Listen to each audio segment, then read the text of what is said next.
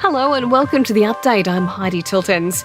Australian adults will soon be able to access a third COVID vaccine with the Moderna jab given provisional approval by the TGA.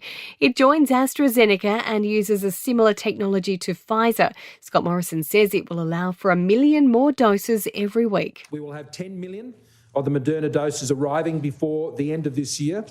The first 1 million doses is on track to arrive next month and will go to pharmacies.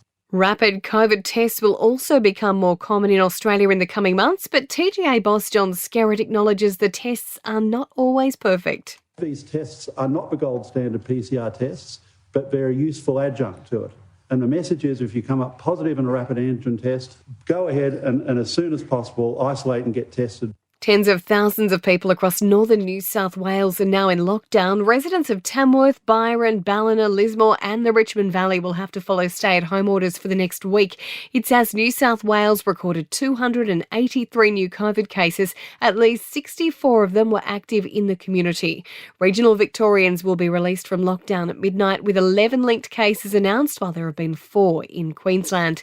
The national census is running ahead of schedule. More than 2.5 million Aussies have already filled out the survey ahead of tomorrow night. New scientific data will be used in Australia's approach to climate change policy. The UN's latest summary of the state of the climate will detail the causes, effects and solutions to global warming. A baby girl has died after her mother fell while being swooped by a magpie in Brisbane South. She was taken to the Queensland Children's Hospital in a critical condition but has sadly passed away. In sport, Bulldogs forward Josh Bruce says he's devastated that he's suffered an ACL injury just before the finals. Scans have confirmed his fears. The 29-year-old will have surgery and won't play again this season.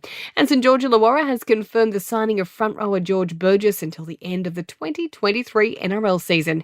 In entertainment news, The Rock has revealed a little about his regime to stay clean. Dwayne Johnson says he takes 3 showers every day.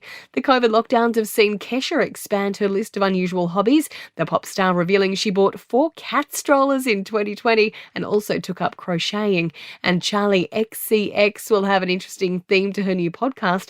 She plans on asking all her guests what song they want at their funerals so they can have a say when the day comes.